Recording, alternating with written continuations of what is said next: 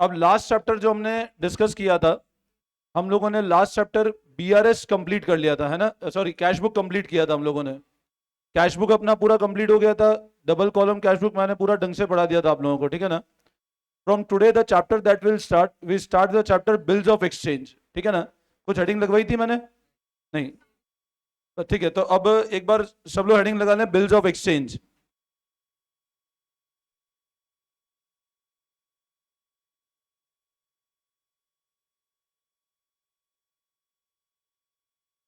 Next heading लगाओ, bills of exchange.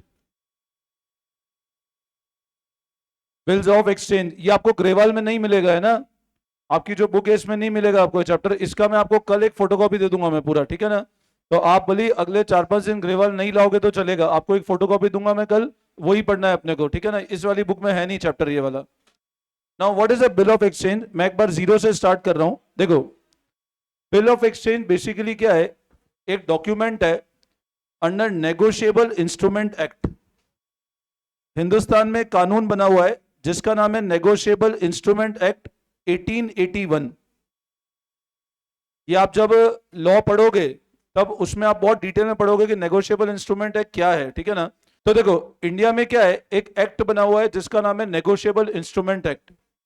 और bank के जो भी डॉक्यूमेंट्स होते हैं, जैसे मान लो चेक हो गया, अज्यूम करो ड्राफ्ट हो गए, बिल्स ऑफ एक्सचेंज हो गए। पहले के जमाने में एक एफडी के सिस्टम में चलता था हुंडीज, ठीक है ना? तो ये सब इस कानून के अंदर कवर्ड है।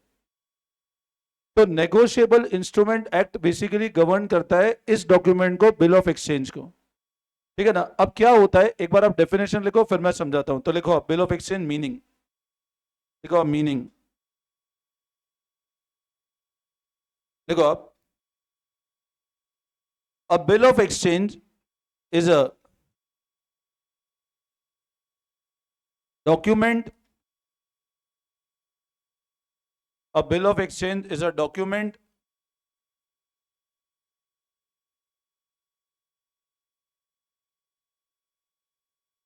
under a bill of exchange is a document under negotiable instrument act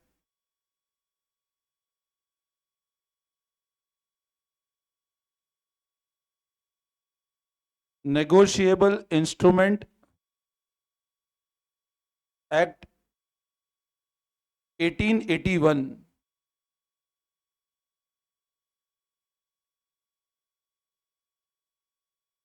which is an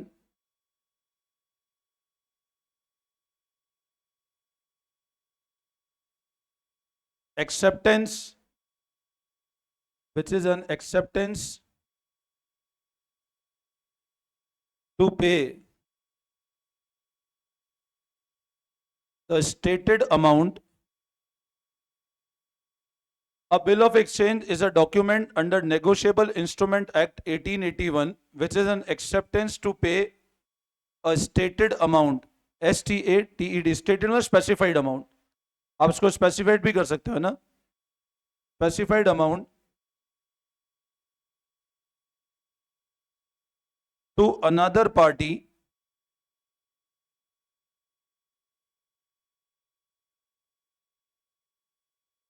on demand or on due date, on demand or on due date, ठीक है? तो देखो बेटा, डेफिनेशन को एक बार समझने की कोशिश करना। सब लोग अब ध्यान से सुनेंगे। इधर पहले नोटिंग कर लिया सबने? सबने नोट कर लिया? अब समझो सब लोग। बिल ऑफ एक्सचेंज क्या है? एक डॉक्यूमेंट है। बिल ऑफ एक्सचेंज क्या? एक डॉक्यूमेंट है। कौन से कानून में? इसमें। और क्या चीज है? Which is an acceptance to pay, मतलब किसी पर्सन ने एक्सेप्ट किया, क्या करने के लिए?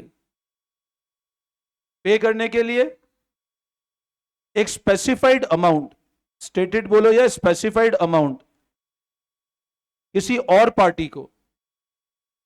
या तो वो डिमांड करे तब, या फिर ड्यू डेट पे। क्या बोला, ध्यान से सुनना, कि बिल ऑफ एक्सचेंज एक डॉक्यूमेंट है नेगोशिएबल इंस्ट्रूमेंट में, जिसमें एक पार्टी एक्सेप्ट कर रही है। एक्सेप्ट मतलब मैंने बोला कि मैं इस दिन पैसा दूंगा, या तो जब आप मांगोगे तब, या फिर जब ड्यू डेट होगी तब। अब क्या होता है, देखो मैं इसको एक एग्जांपल समझाने की कोशिश करता हूं। अज्यूम करो, मान लो ये है मिस्टर ए।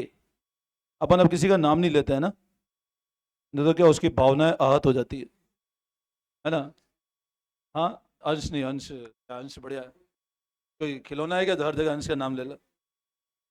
अंश नहीं ले रहे, तेरा नाम है ना। और ये मान लो है मिस्टर बी। अपन ए और बी ले लेते हैं, ठीक है ना। अब क्या हुआ समझना, ए और बी बहुत अच्छे दोस्त थे, ठीक है।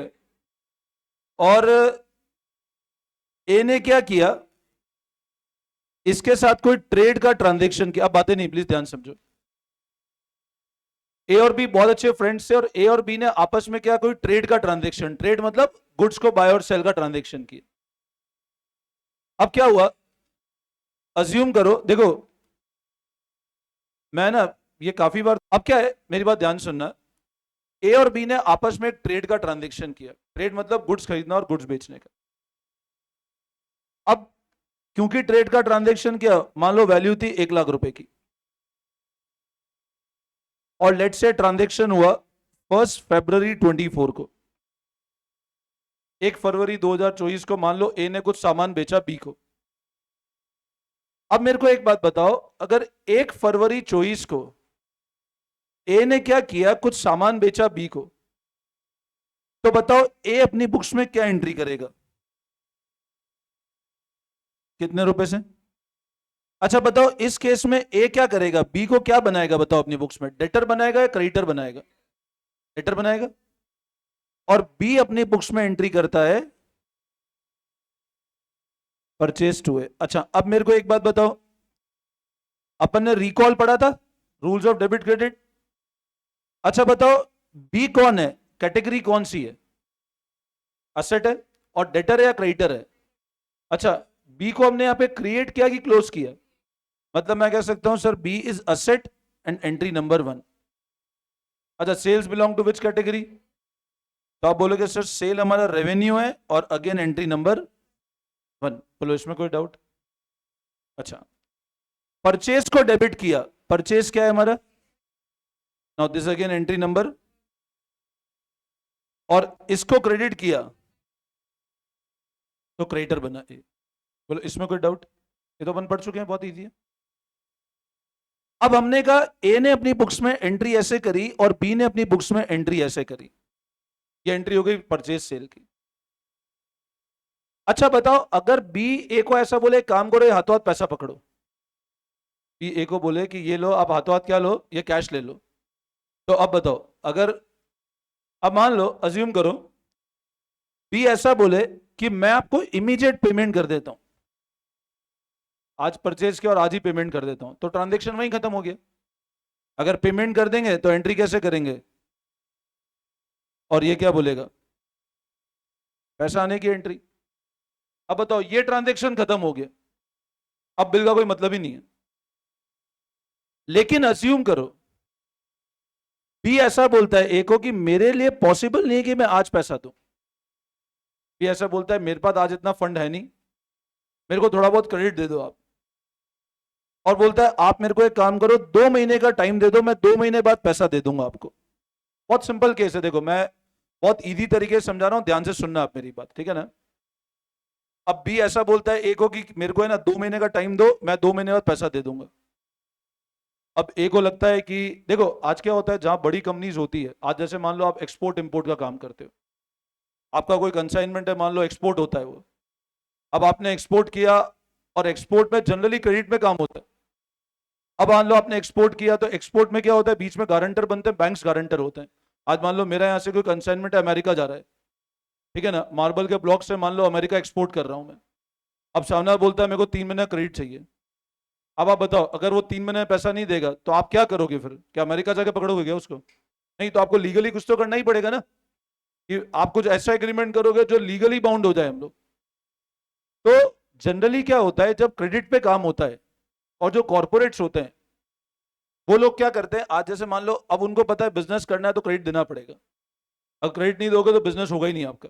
आप ये बोलो नहीं हाथों हाथ पेमेंट चाहिए, तो बहुत सी बार बिजनेस क्या होता है, आपकी सेल कम हो जाएगी, जितना क्रेडिट दोगे उतना सेल बढ़ेगा, लेकिन क्रेडिट देने के साथ एक रिस्क और बढ़ जाता है, बैड डेट बढ़ता है अपना। तो हम क्रेडिट पे सामान बेचना भी चाहते हैं और साथ में भी चाहते हैं हमारा बैड डेट ना हो, क्योंकि अगर मान लो मैं सेल करता जा रहा हूं, बैड डेट होता जा रहा है, तो मतलब ही नहीं ना सेल करने का। अब मैंने बी को ऐसा बोला कि यार देखो, मेरे को क्रेडिट देने में दिक्कत है नहीं, बट लेकिन अगर आपने ड्यू डेट को मेरा पैसा नहीं दिया तो मेरे को बताओ फिर मैं क्या करूंगा। अब बी बोलता है अरे मेरे ऊपर विश्वास करो, आपका पैसा कहीं नहीं जाएगा। अब ये मन में सोचता है कितने लोगों ने विश्वास किया, है ना, बट जब पेमेंट की बारी आती है तो नालायकी कर देते हैं लोग। तो ये बोलता है देखो विश्वास विश्वास सब ठीक है, विश्वास तो हो जाएगा, बट मैं चाहता हूं एक लीगल एग्रीमेंट हो जाए। अगर एग्रीमेंट आपने ड्यू डेट को पेमेंट कर दिया तो एग्रीमेंट को फाड़ देंगे अपन लोग, बट एग्रीमेंट होना चाहिए। अब जो भी बड़े बड़े कॉर्पोरेट्स होते हैं ना, वो जनरली जब भी क्रेडिट देते हैं वो हमेशा एग्रीमेंट करके देते हैं। ऐसा नहीं कि आज कोई आदमी आया उधार लेने दे दो उधार। अब ये तो मैंने 1 लाख का लिया, मान लो डील 1 करोड़ की हो, 10 करोड़ की हो, तो आप इतना बड़ा अमाउंट बिना क्रेडिट के, आप क्रेडिट पे काम कर रहे हो बट बिना एग्रीमेंट के नहीं करोगे आप। तो बी ऐसा बोलता है ठीक है एग्रीमेंट करने को मैं रेडी हूं, मैं एग्रीमेंट कर देता हूं। लेकिन बी बोलता है अगर देखो एग्रीमेंट किया तो फिर मैं ये नहीं पहचानूंगा आप कौन है, मैं तो सिर्फ एग्रीमेंट को पहचानूंगा, और जिस दिन पैसा दूंगा मेरे को एग्रीमेंट दोगे, मैं फाड़ दूंगा उस एग्रीमेंट। बी भी तो बोलेगा भैया एग्रीमेंट अगर मैं कर लेता हूं तो जिस दिन मैं पैसा दूंगा वो एग्रीमेंट तो खत्म हो जाएगा ना, मैंने मेरा कमिटमेंट पूरा कर दिया। तो बोलता है फिर मैं आपको बुक्स में नहीं रखूंगा, मेरे लिए तो पेमेंट किसके करना है, मेरे को उस एग्रीमेंट का। ये बोलता है ठीक है मैं एग्रीमेंट, आप मेरे को पैसा देना। तो अब ये बोलता है क्योंकि आप मेरे को नहीं पहचानते हो, तो बोले मैं भी आपको नहीं पहचानूंगा। बोले जब करना ही एग्रीमेंट पे बात है, देखो ध्यान से सुनना, बी ने क्या बोला कि जब आप एक एग्रीमेंट कर रहे हो तो फिर मेरे को नहीं पता ए कौन है, मेरे को तो पैसा किसका देना है।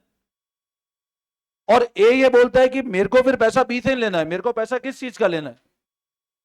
वो जो एग्रीमेंट है वो एग्रीमेंट बनता है प्रॉपर कोर्ट के स्टैंप पेपर पे, और उसका वापस प्रॉपर क्या किया जाता है, नोटेरी किया जाता है। नोटेरी मतलब आपको कोर्ट एक सर्टिफाई करके देता है आपको कि हाँ ये एग्रीमेंट है, इस दिन दोनों के बीच में एग्जीक्यूट हुआ, और बी ए कमिट करता है कि मैं 2 महीने बाद इस दिन इस एग्रीमेंट का पैसा दे दूंगा, और अगर मैं नहीं दे पाया तो ए फिर मेरे ऊपर लीगल कॉन्सिक्वेंस या लीगल एप्लीकेशंस मेरे अगेंस्ट लगा सकता है। एक बार बी ने उस स्टैंप पेपर पे एग्रीमेंट को एक्सेप्ट कर लिया और वो नोटेरी हो गया, वो लीगल डॉक्यूमेंट बन जाता है। और लीगल डॉक्यूमेंट आता है कौन से एक्ट के अंदर, आता है नेगोशिएबल इंस्ट्रूमेंट एक्ट के अंदर। अब अगर मान लो ड्यू डेट को बी पैसा नहीं देता है तो आप लीगल प्रोसीडिंग कर सकते हो, और कौन से कानून के तहत कर सकते हो, नेगोशिएबल इंस्ट्रूमेंट एक्ट में। आई बात समझ में? अब क्या हुआ, आप एक चीज समझना, ये सबसे पहले पहली एंट्री हुई परचेज और सेल की। ये पहली एंट्री हुई किसकी, परचेज और सेल की। क्या? नहीं नहीं, पहले तो परचेज सेल की एंट्री तो करेंगे ना, फिर एग्रीमेंट आएगा। पहले आप परचेज सेल की एंट्री तो करोगे, फिर आप ए को हटा करके एग्रीमेंट लेकर आओगे, बी को हटा करके एग्रीमेंट लेकर आओगे। पहले परचेज सेल होगा तभी तो एग्रीमेंट आएगा पिक्चर में। अब आप मेरी बात समझो, इनने मान लो एग्रीमेंट किया, लेट से ये एक एग्रीमेंट था। अब अज्यूम करो लेट से ये एक एग्रीमेंट था, ये एक स्टैम्प पेपर एग्रीमेंट था। इस एग्रीमेंट को नीचे ए भी साइन कर देता है, बी भी साइन कर देता है। अब जब एग्रीमेंट हो गया and this agreement is done on proper stamp paper, court के एक ऑथोराइज स्टैम्प पेपर एग्रीमेंट कर लिया जिसको ए और बी ने दोनों ने साइन कर दिया, और इस पे सिर्फ सिंपल इतना लिख दिया कि बी को सामान बेचा, on this date B will pay me the amount, getting my point, और स्टैम्प पेपर पे हो गया, मतलब लीगल डॉक्यूमेंट बन गया। अब आप एक चीज समझना, अगर ये एग्रीमेंट स्टैम्प पेपर पे हो चुका है और 1 फरवरी 24 को बी एक्सेप्ट कर लेता है, तो एक्सेप्ट करके बी क्या बोलता है कि फिर मैं किसको नहीं जानता, और ए बोलता है मैं भी आपको नहीं जानता, मैं तो एग्रीमेंट को पहचानता हूं। अब बताओ एग्रीमेंट एक्सेप्ट किसने किया, एक्सेप्ट किसने किया, एक्सेप्ट तो बी करेगा ना पेमेंट का। भाई एग्रीमेंट एक्सेप्ट किसने किया, बी ने, और एग्रीमेंट बना कौन रहा है, ए। जब एग्रीमेंट ए ने बनाया तो ए को क्या होता है, ये एग्रीमेंट बी एक्सेप्ट करके देता है, और ए एग्रीमेंट बना रहा है तो उसके लिए बन जाता है बिल रिसीवेबल। क्या बन जाता है, बिल रिसीवेबल। तो अब ए क्या करता है, जब एग्रीमेंट बनाता है तो एंट्री कर देता है बिल रिसीवेबल टू बी। अब उसने क्या किया आप समझना, बी को तो क्लोज कर दिया, बी डेटर था, सुनना ध्यान से, उसने क्या किया, बी को क्लोज किया अपनी बुक्स में। बी कौन था बताओ ए की बुक्स में, डेटर, डेटर खत्म कर दिया, और से किसको ले आया वो, अब उसका बी की जगह एग्रीमेंट क्या नाम से हो गया, बिल रिसीवेबल। और ये क्या करता है, ए टू बिल्स पेबल, तो ये बोलेगा मेरे को पे करना है, तो बी बोलेगा, अब आप समझो इसके लिए ये सेकंड लायबिलिटी था। भाई पहले आप चेक करो, पहले एसेट था ना, पहले ए कौन था, लायबिलिटी था, फर्स्ट एंट्री, और अब क्या किया उसने, ए को क्लोज कर दिया, और क्या आ गया उसके बिल पेबल के अंदर। बोलो आई बात समझ में। तो अब मेरे को बताओ 1 फरवरी को एग्रीमेंट ए के पास आ गया साइन होकर के, ए ने कहा यार ये एग्रीमेंट मेरा है, इस एग्रीमेंट को मैं संभाल के रखूंगा, क्योंकि बी ने तो साफ साफ मना कर दिया, वो मेरे को पहचानता नहीं, वो पैसा भी देगा, एग्रीमेंट होगा मेरे पास में। अब ए के पास एग्रीमेंट पड़ा है ये, और एग्रीमेंट ले जाकर के उसने अपनी तिजोरी में रख दिया। बोले एग्रीमेंट खुल गया तो 1 लाख रुपए खत्म हो जाएंगे, क्योंकि बी ने बहुत क्लियर बोल दिया मैं पेमेंट तभी करूंगा जब एग्रीमेंट लेकर आओगे, मेरे को पता नहीं ये कौन है, मैं तो एग्रीमेंट को पहचानता हूं। अब बताओ ये एंट्री कितने की हुई, इसको क्या बोलते हैं, इसको बोलते हैं बिल को ड्रॉ करने की एंट्री। ये क्या होता है, बिल ए, और ये क्या होता है, बिल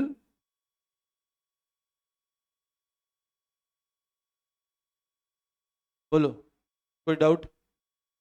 अच्छा बताओ किसने ड्रॉ किया और किसने एक्सेप्ट किया, तो मैं अगर यहां तक कोई दिक्कत किसी को, वापस समझाऊं, तो अब मेरे को एक बात बताओ, बी कौन था, डेटर किस में कन्वर्ट हो गया,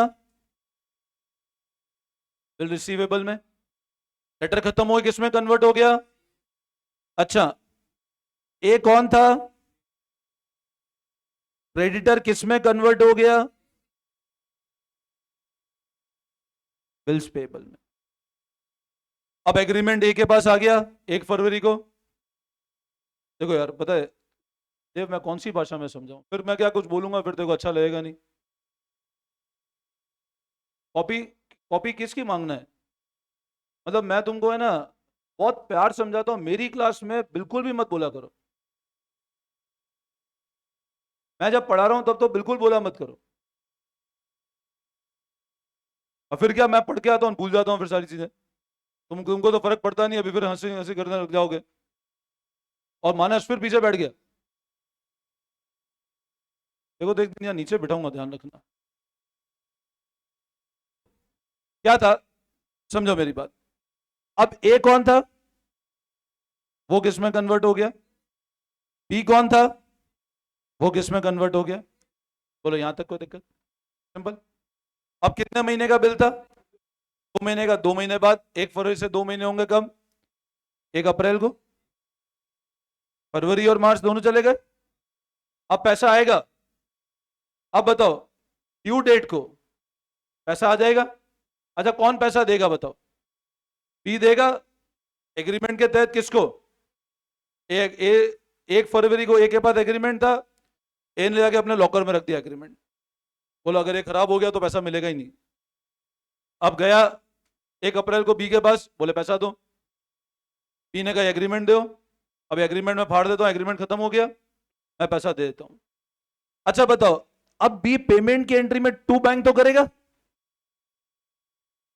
पेमेंट किया तो टू बैंक तो करेगा ना, और ए के पास पैसा आया तो बैंक को डेबिट करेगा। अच्छा, जनरली अगर पैसा आता है डेटर से तो हम बैंक टू डेटर ही करते हैं एंट्री। जब पैसा आता है तो एंट्री क्या करते हैं? Bank to debtor. और पेमेंट में क्या करते हैं? Creditor to bank. अब मेरे को एक बात बताओ, क्या ये बैंक टू डेटर करेगा क्या एंट्री? क्यों, डेटर तो ऑलरेडी खत्म हो चुका है। क्या करेगा? क्योंकि डेटर तो आप खत्म कर चुके हो ना पहली स्टेज पे। आप चेक करो, आपने डेटर तो यहीं पे खत्म कर दिया ना, आप उससे बिल को ले आए थे, तो अब पेमेंट आएगा तो एंट्री कैसे होगी? और ये क्या बोलेगा? Bill payable to bank. बोलो, आई बात समझ में? क्लियर है? कोई डाउट? वापस समझाऊं? ठीक है।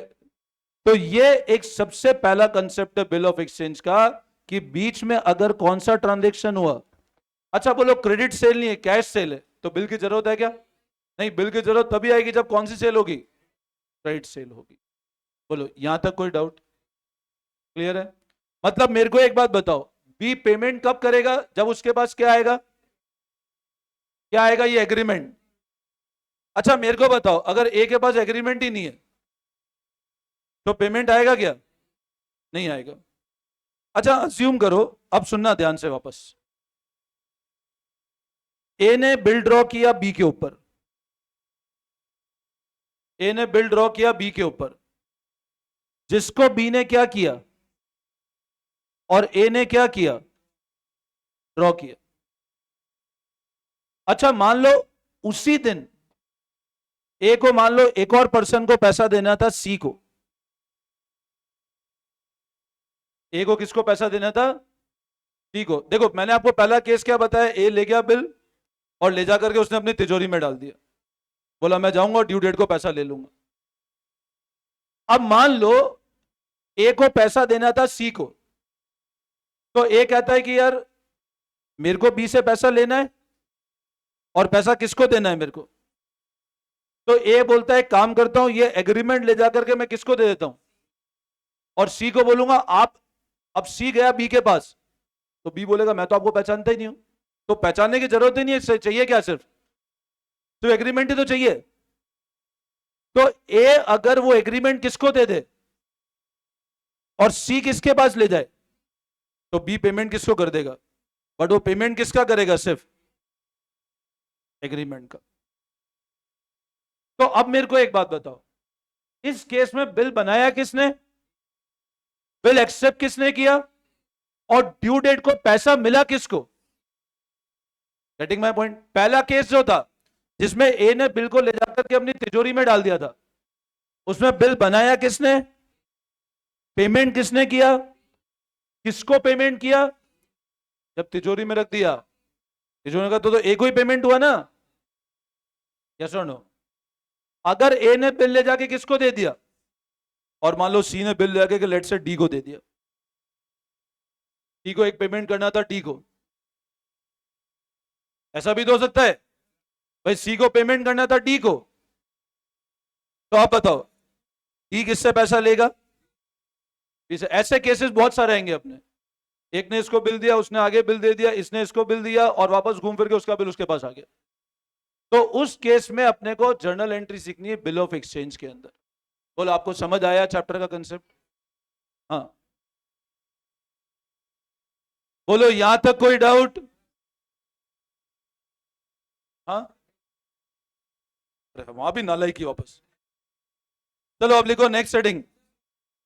देखो, parties to bill of exchange.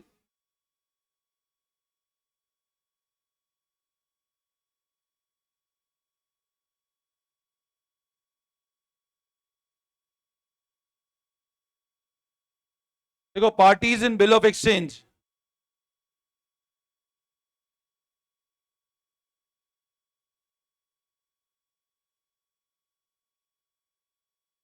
Parties in bill of exchange मतलब बिल ऑफ एक्सचेंज में कौन कौन होता है? अब लिखो फर्स्ट, देखना इसके अंदर देर आर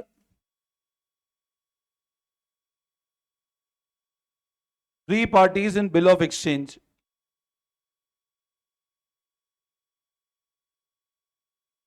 फर्स्ट, ड्रॉर। मतलब बिल ऑफ एक्सचेंज में कितनी पार्टीज होती है? 3। पहले को बोलते हैं ड्रॉर।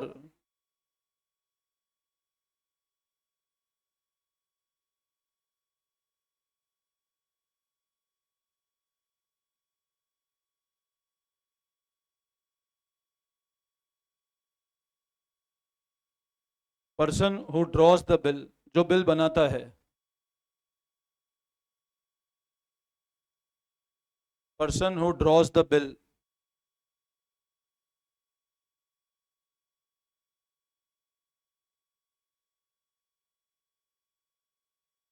जो बिल बनाता है।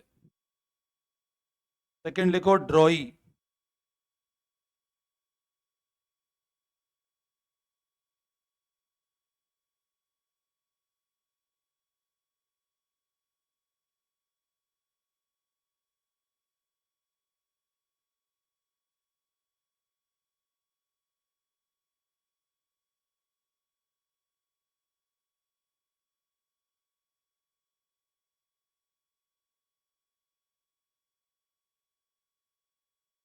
जो ड्यू डेट पर पे करेगा।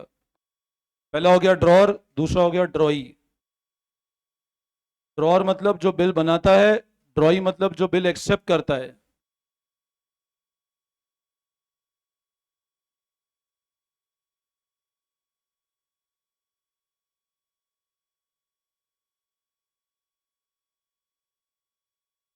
ड्रॉर मतलब जो बिल बना रहा है, ड्रॉई मतलब जो बिल एक्सेप्ट कर रहा है। और third payee.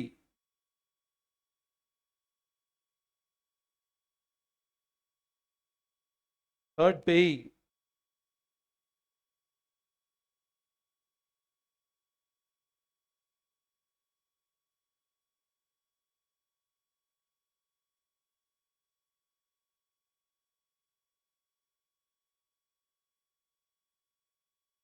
Person to whom amount is paid on due date, जिसको ड्यू डेट पे पैसा मिलेगा।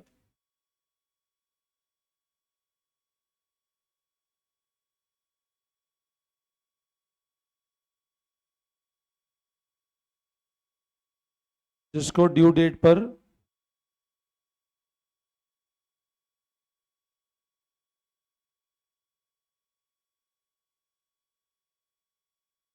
जिसको ड्यू डेट पर अमाउंट पे होगा।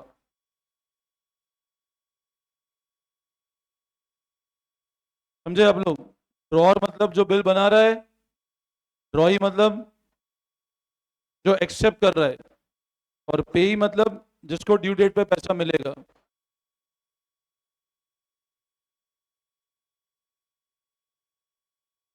वापस समझाऊं यहां तक? तो अब बताओ, बिल ऑफ एक्सचेंज क्या है? एक डॉक्यूमेंट है। कौन से एक्ट में? नेगोशिएबल इंस्ट्रूमेंट एक्ट में। कितनी पार्टीज है बिल ऑफ एक्सचेंज में? 3। पहला कौन है?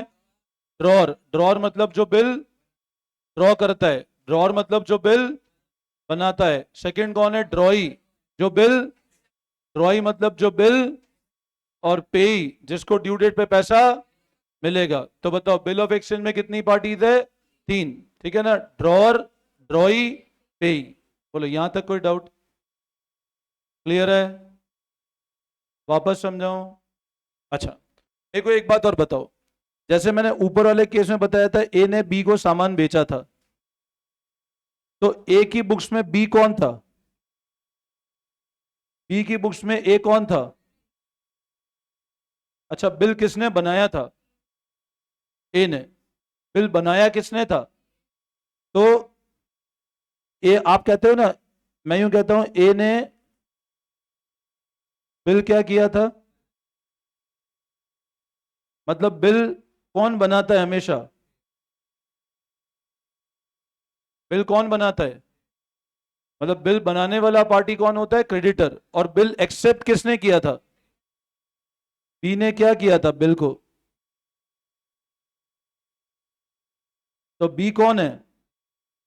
अब ये अच्छे से समझ लेना कि बिल जो बनाता है पर्सन, वो क्रेडिटर होता है। बच्चे कंफ्यूज होते हैं। बिल बनाने वाला डेटर नहीं होता है। सुनना मेरी बात। ए कौन है? क्रेडिटर है, तो बिल ड्रॉ कौन कर रहा है और बिल एक्सेप्ट कौन कर रहा है? डेटर। तो लिखो नेक्स्ट लाइन में नोट करके, ऐसे लिखना नोट करके, bill of exchange, bill is always made by creditor and bill is accepted by debtor। ये नोट करके लिखना। In bill of exchange, bill is always made by creditor and accepted by debtor।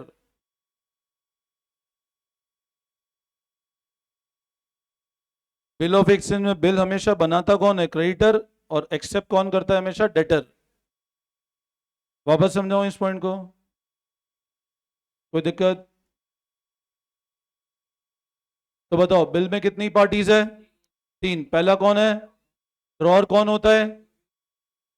Accept कौन करता है? और due date पे पैसा किसको मिलता है? पे। बोलो वापस समझाऊं? क्लियर बिल्कुल? ठीक है। अच्छा बताओ, ये एग्रीमेंट किसके पास होगा? ए कौन है? ड्रॉअर। ए कौन है? ड्रॉअर। तो ये जो ड्रॉअर है, ये एक साइन करके ड्रॉअर को दे देगा एग्रीमेंट। अब जो ड्रॉअर है उसके पास क्या क्या ऑप्शंस हैं? या तो वो ले जाकर के बिल अपनी तिजोरी में डाल दे, या वो ले जाकर के बिल सी को दे दे। ये दो तो मैंने आपको अभी समझाए। तो अब लिखो नेक्स्ट सेटिंग,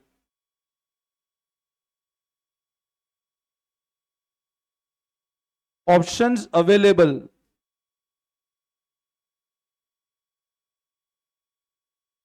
विथ ड्रॉअर। मतलब ड्रॉअर के पास क्या क्या ऑप्शंस अवेलेबल है? What are the options available with the drawer? तो लिखो फर्स्ट, लिखो retain bill till maturity. Retain मतलब अपने पास ही रखा, अपनी तिजोरी में ले जाके डाल दिया, उसने किसी को नहीं दिया उसने। रिटेन मतलब उसने अपने पास ही बिल रखा, किसी को दिया ही नहीं उसने bill.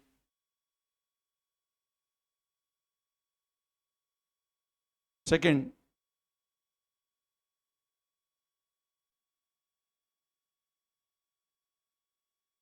Discount bill with the bank. ये अपन अभी पढ़ेंगे है ना?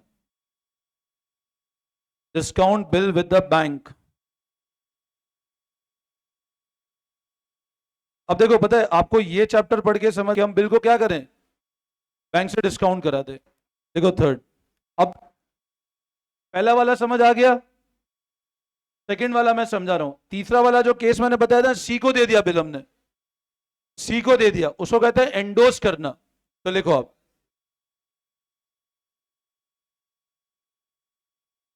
एंडोस द बिल टू क्रेडिटर। मतलब ए ने ले जाकर के सी को दे दिया,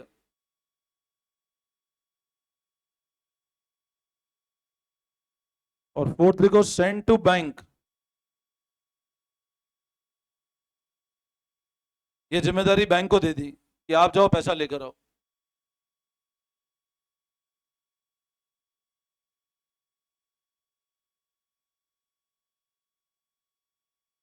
तो देखो मेरी बात फिर से सुनना,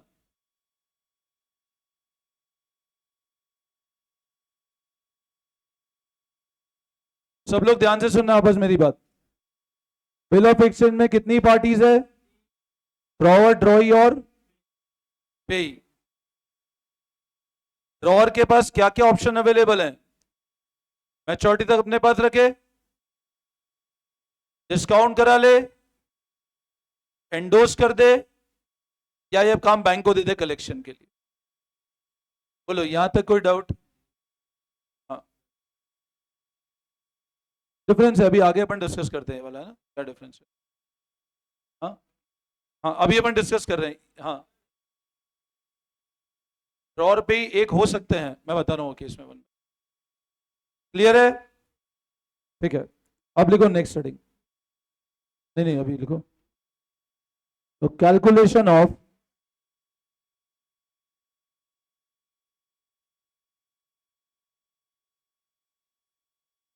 maturity date of bill. Calculation of maturity date of bill.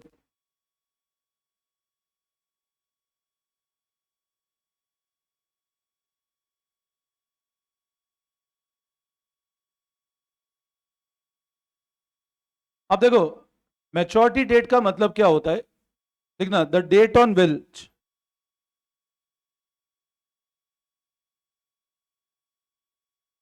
The date on विच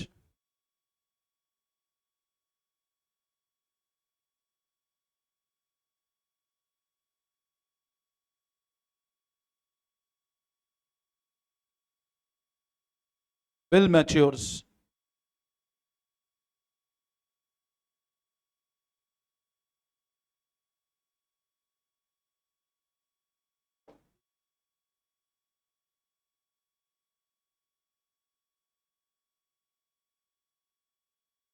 देखो, मैच्योरिटी डेट इक्वल्स टू,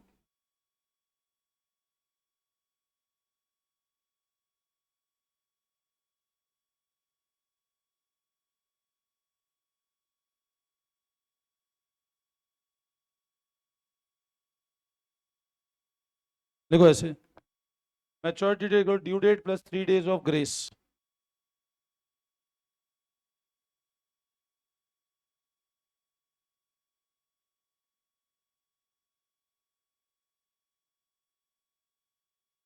तो ड्यू डेट के बाद टेन्योर ऑफ बिल कर दो, कंफ्यूज हो गए फिर। देखो, आप टेन्योर ऑफ बिल कर दो, tenure of bill plus 3 days कर दो इसको।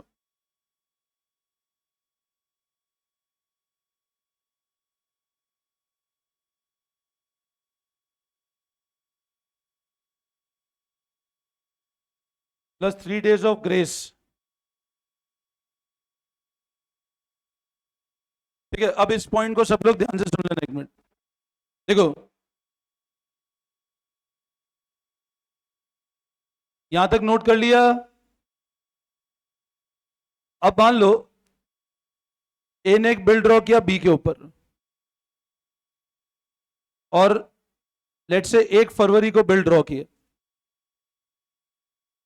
और 1 महीने का टाइम था, या अपन 1 मार्च ले लेते हैं, फरवरी में फिर दिक्कत है। 1 मार्च को बिल ड्रॉ किया, 1 महीने का टाइम था। तो बताओ, बिल का टेन्योर कितने महीने का है, कब खत्म हो जाएगा टेन्योर? 1 अप्रैल को। अब 1 अप्रैल को ए जाता है बी के पास कि मेरे को पैसा दे दो। बी बोलता है अभी 2-3 दिन और रुक जाओ। अब ए बोलता है नहीं, मेरे को आज के आज ही पैसा चाहिए, ये एग्रीमेंट में लिखा हुआ है। तो नेगोशिएबल इंस्ट्रूमेंट एक्ट में कोर्ट क्या बोलता है कि जिस दिन ड्यू डेट आ रही है, जिस दिन टेन्योर खत्म हुआ, उसके बाद उसको 3 दिन और दे दो आप। वो उसको कहते हैं ग्रेस डेज। तो होता है ना, कोई बच्चा मान लो बिल्कुल लटक रहा है एग्जाम में, तो ग्रेस मार्क देके उसको पास तो कर दिए। तो ग्रेस मतलब आपने उसको 3 दिन और मोहलत दे दी, 3 दिन तक आप कोई लीगल एक्शन नहीं ले सकते। मतलब इस केस में बिल का मैच्योरिटी कौन सी तारीख को होगा? लीगली भी 4 अप्रैल। हाँ, 4 अप्रैल बाद अगर वो पैसा नहीं देता है तो आप लीगल एक्शन ले सकते हो। तो हमेशा ध्यान रखना, जो भी बिल का टेन्योर है उसमें 3 दिन अपन ग्रेस के हमेशा जोड़ेंगे। अब एक चीज मेरे को बताओ, मान लो बिल ड्रॉ किया लेट से 1 अगस्त को, 2 महीने का बिल है, तो बताओ टेन्योर कब खत्म हो रहा है बिल का?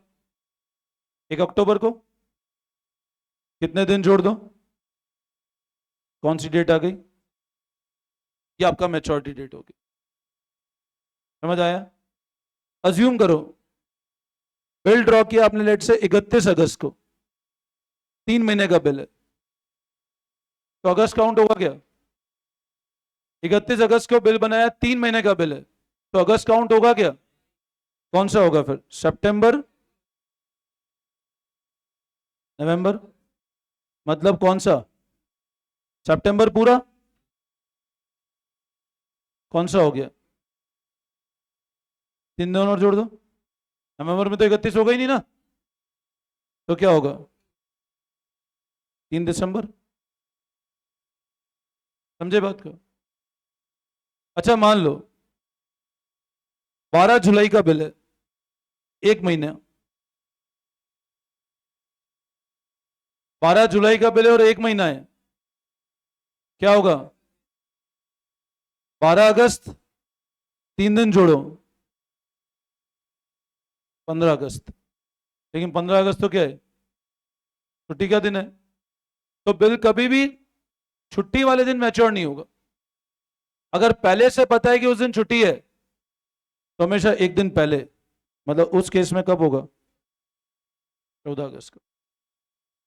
समझे बात को? मान लो बिल ड्रॉ किया 23 दिसंबर को, एक महीने का बिल है। 23 दिसंबर को ड्रॉ किया और एक महीने का है, तो एक महीना का फिर 23 जनवरी। 23 जनवरी में फिर 3 दिन जोड़ो, तो 26 जनवरी नहीं आएगा। अच्छा ऐसा गिवन है 26 जनवरी मंडे है। मान लो क्वेश्चन ऐसा बोलता है 26 जनवरी इज अ मंडे, तो 25 जनवरी वो भी संडे, फिर वो छुट्टी का दिन आ रहा है वापस, फिर एक दिन और पहले आ जाओ, तो कौन सा आ जाएगा? समझे बात को? संडे नहीं, संडे और नेशनल हॉलीडे कभी बिल मैच्योर नहीं होता। तो जब भी ध्यान रखना आपका maturity date already pre decided holiday है, तो उस केस में बिल हमेशा मैच्योर होगा एक दिन पहले। समझे मेरी बात को? अब नेशनल हॉलीडे कौन कौन से हैं? 15 जनवरी, 15 अगस्त सॉरी, 26 जनवरी और 2 अक्टूबर। गेटिंग? और सारे संडे। आई बात समझ? अभी बैंक हॉलीडे भी है बट अपन वो बात नहीं कर रहे हैं, एक बार अपन आगे जाके बैंक हॉलीडे को भी डिस्कस करेंगे। यहां तक कोई डाउट? क्लियर है? तो अब लिखो नेक्स्ट लाइन में, लिखो लिखो एक बार, एक पॉइंट और लिखो। देखो इन केस, हाँ इसी के नेक्स्ट लाइन में, in case maturity date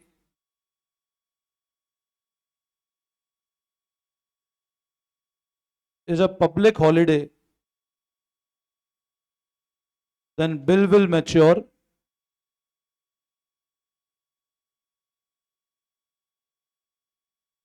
one day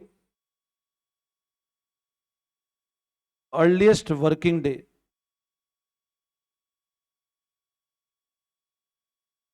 earliest working day मतलब अगर मान लो पिछला दिन भी संडे है तो उसके पहले जो वर्किंग डे उस दिन मैच्योर हो जाएगा।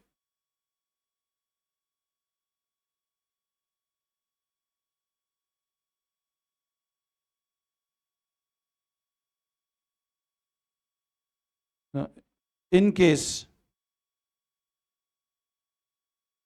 मैच्योरिटी डेट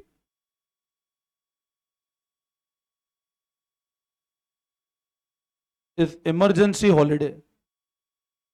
अब मान लो कभी इमरजेंसी में हॉलीडे डिक्लेयर हो गया, ठीक है ना, तो उस केस में एक दिन बाद,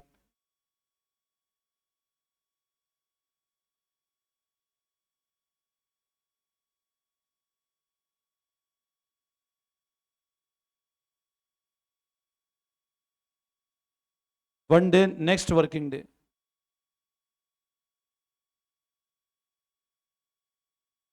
इमरजेंसी हॉलीडे मतलब मान लो कोई इमरजेंसी कोई प्रॉब्लम आ गई, मान लो किसी नेशनल डेथ हो गई, हॉलीडे डिक्लेयर कर दिया, ठीक है ना, तो एक दिन बाद होगा बिल में। बोलो आई बात समझ में? यहां तक कोई डाउट? तो बताओ बिल ऑफ एक्सचेंज में कितनी पार्टीज होती है? बोलो 3। कौन कौन? ड्रॉर। बिल जो बनाता है वो कौन होता है? ड्रॉर इज अ क्रेडिटर और डेटर? क्रेडिटर। बिल एक्सेप्ट कौन करता है? ड्रॉई। और जिसको ड्यू डेट पैसा मिलेगा कौन होता है? पेई। ठीक है ना? नाउ ड्रॉई कौन होता है? डेटर। ड्रॉर कौन होता है? क्रेडिटर। मैच्योरिटी डेट क्या होती है? ड्यू डेट में कितने दिन जोड़ दें ग्रेस के?